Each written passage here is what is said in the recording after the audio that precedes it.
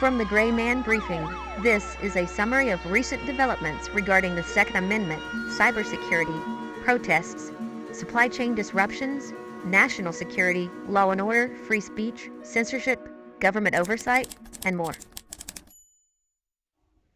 For your situational awareness, Super Essie will be reading out the latest update. Get briefs sent in real time at graymanbriefing.com. That's Gray with an A. Let's get started. Let's get right into it and start with the cybersecurity briefing. The LockBit ransomware gang claims to have breached the U.S. Federal Reserve, alleging they stole 33 terabytes of sensitive banking data. They threaten to leak the data if the ransom demands are not met. The Federal Reserve, however, has not confirmed the breach or the legitimacy of LockBit's claims. The situation is developing. On June 25th, the deadline was supposed to have been reached. LockBit has supposedly been offered a $50,000 payment from the U.S. government, but rejected it. Next, CDK Global. This is that major software provider for vehicle dealerships. They suffered a cyber attack. Actually, they suffered two back-to-back cyber attacks, impacting numerous auto retailers across the U.S., about 15,000 dealerships. The incidents caused widespread disruptions affecting sales processes and dealership operations. In many cases, they just can't sell a car, or they've requested customers to return at a later date to complete the paperwork. The FBI is investigating the incident, highlighting the vulnerability of auto dealerships to cyber threats. Recent reports indicate dealerships are increasingly targeted by sophisticated cyber criminals. Now let's look at the supply chain. In Australia, a reported outbreak of the pathogenic avian influenza, or the HPAI, has affected 5 commercial egg farms, leading to the culling of over 500,000 laying hens. This has resulted in supposedly a temporary egg shortage, and prompted Coles, which is one of their major supermarket chains, to limit egg purchases to 2 egg cartons per customer. Farmers claim there is no shortage, while commercial entities warn of supply disruptions. The Australian government is working to control the outbreak and assures that the overall national egg supply remains stable. Expect increased mainstream media coverage of pandemic fears in the coming months, and we'll actually touch on 2 of these a little bit later in this broadcast. Over in Idaho, the Idaho Department of Water Resources has agreed to lift the water curtailment order for eastern Idaho farmers. Initially, this curtailment, or water shutoff, affected over 6,000 water users and 500,000 acres of farmland. This change, resulting from improved water conditions and a deal brokered by the governor, allows farmers to resume irrigation, providing relief to the agricultural community and our supply chain. Okay, now a quick look at legal updates from the government oversight briefing. The California Senate Education Committee has passed the Support Academic Futures and Educators for Today's Youth Act, or the SAFETY Act. This act prohibits school districts, county offices of education, charter schools, and state special schools from disclosing any information related to a pupil's sexual orientation, gender identity, their dysphoria, gender expression, or anything of the such without the pupil's consent. Parents or guardians may not be notified of their child's chosen pronouns, their transitions, or any other LGBT-related choices unless the child permits the school to reveal such information to their parents. Of note, the Grayman Briefing has been busy reporting on oversight, both of the government and of commercial entities. Anything that highlights trends of overreach, basically. If you have a few minutes, go check out their actual briefing service and sign up for the emails and daily deliveries of their intel. Moving into global conflict and national security. In Syria, the U.S. military conducted an airstrike, killing a senior ISIS leader. This raid is part of ongoing U.S. efforts to dismantle ISIS leadership and disrupt its activities. Concurrently, the U.S. conducted strikes in Yemen against a Houthi ground control station and command node, as well as 2 Houthi drone boats in the Red Sea. Russia President Vladimir Putin and North Korea leader Kim Jong-un have agreed to a mutual defense pact, focusing on strengthening military cooperation. The agreement includes commitments to exchange military technology, conduct joint military exercises, and share intelligence.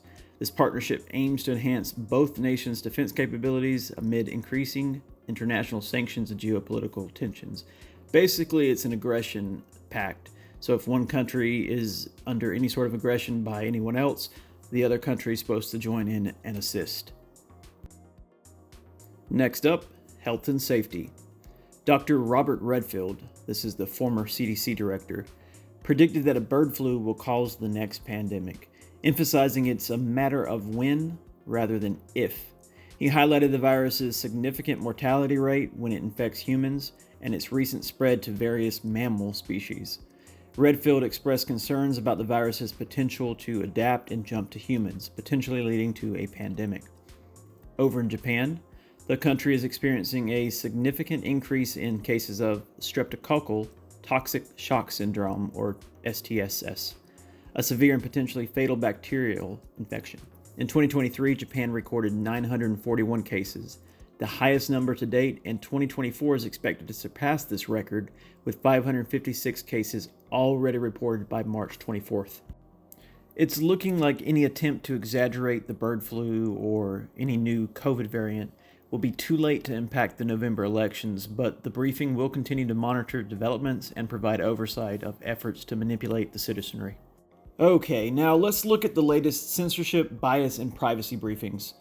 YouTube has expanded restrictions on firearms content, anything 2A, by age-restricting videos showing the use of homemade firearms, automatic firearms, and certain firearms accessories. Gun owners of America express concern that this move disproportionately affects the Second Amendment community. Canada's Prime Minister is pushing for the passage of the Online Harms Bill, or C-63, which criminalizes online speech based on 7 categories, which opponents say are very Orwellian. The bill has faced opposition for its broad criminal prohibitions on speech and its potential to stifle public discourse and criminalize political activism. Back to the states, New York passed the New York Child Data Protection Act and the Stop Addictive Feeds Exploration, or the Safe Kids Act. These laws prevent social media platforms from sending notifications to children regarding addictive feeds and require parental consent for access, raising privacy and free speech concerns because it looks like they will require some form of identification, whether uploading a license or something. And I don't know if we want to be providing social media outlets, Facebook and the sort, with our actual identification. Costco, this is that large wholesale retailer like Sam's Club, they've begun monitoring and targeting customers with advertisements based on their purchase behavior both online and now in store. So they're tracking in-store purchases and movements, behavior. The initiative aims to, quote, reach the right members in the right context based on past behavior. Adobe updated its terms of service to allow access to user content for operating and improving their services, they say. The update notifies users of Adobe software that the company can now monitor what is being created and designed as it's being designed. They'll watch you as you Photoshop. This raised privacy concerns among professionals who fear their content could be accessed and potentially misused, or they could face repercussions if they're designing something perhaps that Adobe doesn't agree with. Finally, I'll summarize the recent briefs of civil unrest, societal collapse, and citizens' actions. In Chicago, Illinois, at Humboldt Park, over 100 police responded to a civil disturbance following the annual Puerto Rican festival. A juvenile was shot earlier, crowds failed to disperse after the event ended, buildings were vandalized, and at least 3 officers were injured by physical assaults from thrown objects. Over in Washington, D.C., pro-Palestinians set up encampments at major historical sites, including the National Monument and the White House lawn. In New York City, pro-Palestinians sprayed graffiti on subway cars and blocked other pedestrians from accessing the cars. They basically filled all the subway cars, traveled to what's called Flood Wall Street and the Nova Musical Festival riot, chanting "Long live the Intifada" and waving Palestinian, and get this, Hezbollah and Hamas flags. Separately, they set fire to a U.S. and Israeli flag outside the Israeli consulate. Climate activists, who were also joined by the pro-Palestinians, blocked a city bank entrance, preventing employees from entering. Over in Washington, D.C., if you're familiar with it, the congressional baseball game, climate activists and pro-Palestinians both rushed the field, and they were wearing shirts that read "End Fossil Fuels" while waving Free Palestine flags. At least 8 were arrested.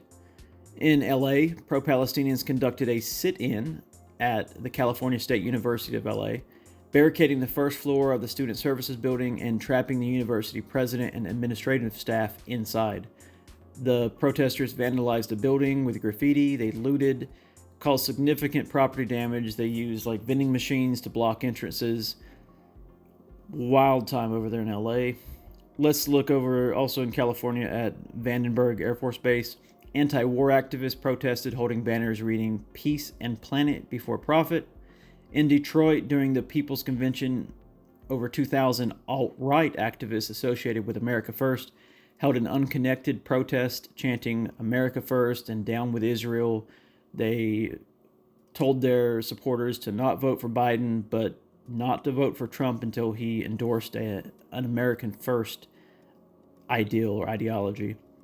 This occurred at the same time that Turning Point USA event was going on where Trump was speaking along with other conservatives. So there were 2 separate events. There was the America First one and then the Turning Point one. Moving on, in San Diego, the Lexit movement, the International Federation Against Pedophilia, and the Somos Escoto y Lanza group conducted a march against pedophilia, opposing sexual violence against children.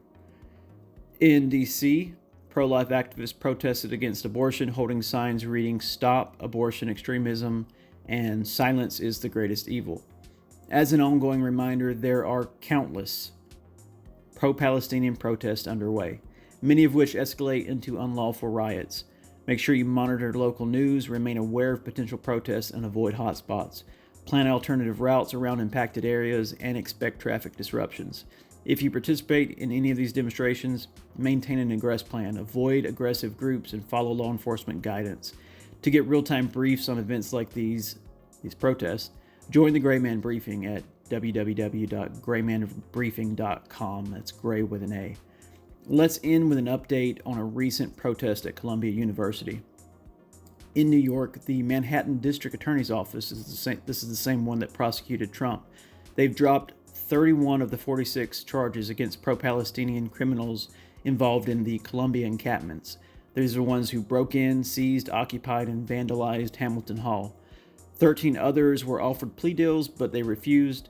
The DA chose to only pursue 2 of the 46 suspects for charges, citing difficulties in proving their involvement since they wore masks and disabled cameras. The extremists refused plea deals to overburden the office and the court system, which would then be unable to conduct trials for all arrested unless some pled to lesser charges. That's it for this week's summary of recent developments. Remember that these briefings are delivered in real time to Grayman Briefing subscribers sent via the Telegram and Signal apps. The briefings are also sent weekly via email. Due to time constraints and the risk of censorship, we can't cover it all here, but we do thank you for listening. Please feel free to comment and leave any questions regarding these developments. Remain aware, be vigilant, and stay safe. Get unredacted, real-time briefings sent via email and through the Telegram and Signal apps by joining the Grayman Briefing.